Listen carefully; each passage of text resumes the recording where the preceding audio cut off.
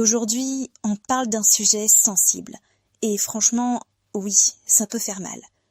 Une maman m'a confié quelque chose de lourd à entendre. Sa fille est persuadée qu'elle préfère son frère. Alors on va essayer de comprendre, sans juger, juste en écoutant. Oui. Et rien que de le dire, ça me serre le cœur. Parce que ma fille me l'a déjà dit en face, plusieurs fois. Elle me dit: «Maman, tu l'aimes plus que moi».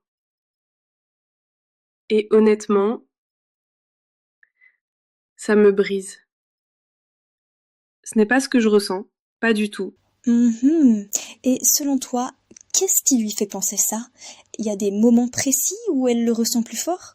Moi aussi, surtout quand ils se disputent. Je prends souvent le parti de son frère. Enfin, pas toujours, mais souvent. Je demande à ma fille d'être plus calme, plus patiente, de laisser passer. Et il m'arrive de lui dire: «C'est un garçon», comme si, je ne sais pas, comme si ça expliquait tout. Right. Et quand tu dis ça, qu'est-ce qu'il y a derrière, au fond? Une habitude? Une éducation? Oui, clairement, j'ai grandi avec cette idée-là. Chez nous, on apprenait aux filles à respecter les hommes, à parler doucement, à ne pas trop répondre. On nous faisait comprendre qu'un homme, c'est un peu le chef. Donc, sans m'en rendre compte, j'ai reproduit ça. Tu vois, je me suis jamais dit: «Je vais blesser ma fille». Pas du tout. Je pensais juste lui apprendre à vivre dans le monde réel. Donc, si je t'entends bien, tu as l'impression de protéger ton fils et en même temps de préparer ta fille à plus tard? Exactement, les deux, oui. Je veux que ma fille soit respectueuse, qu'elle sache gérer les conflits sans exploser. Et je crois que dans ma tête, je me disais que ça l'aiderait plus tard dans sa vie de femme.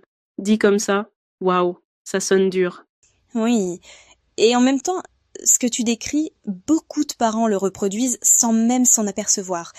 Des organismes comme l'UNICEF parlent justement de socialisation de genre à la maison et du fait que certaines normes se transmettent très tôt, presque automatiquement. Donc tu n'es pas seul dans ce mécanisme. Ça me soulage un peu de l'entendre. Mais ça me fait aussi réfléchir. Parce que si moi, je croyais transmettre le respect, peut-être que elle reçoit autre chose. Oui, et c'est là que la question devient importante. Quand tu lui dis « respecte ton frère », qu'est-ce qu'elle entend, elle, à ton avis? Honnêtement, avant j'aurais dit qu'elle entendait un conseil. Mais maintenant, peut-être qu'elle entend: ton frère compte plus. Ou toi, tu dois t'effacer. Et ça fait mal de le reconnaître. Des travaux récents en psychologie montrent aussi que ce n'est pas seulement la préférence réelle qui blesse les enfants, c'est parfois la différence de traitement perçu. En gros, même si un parent aime profondément ses deux enfants, si l'un sent qu'on lui demande toujours plus, il peut vivre ça comme une injustice.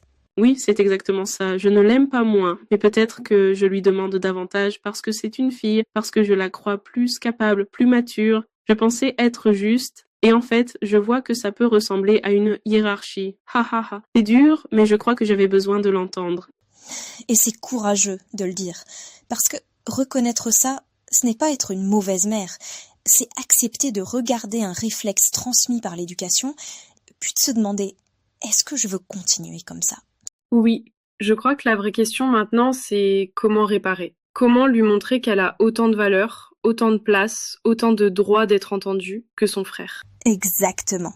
Beaucoup de parents aiment leurs enfants de tout leur cœur. Mais parfois, ce qu'ils veulent transmettre n'est pas du tout ce que l'enfant reçoit. Et ça, franchement, ça mérite qu'on s'y arrête. Dans le prochain épisode, on ira plus loin, avec une question difficile. Est-ce qu'on peut aimer énormément son enfant tout en le blessant sans s'en rendre compte? À suivre.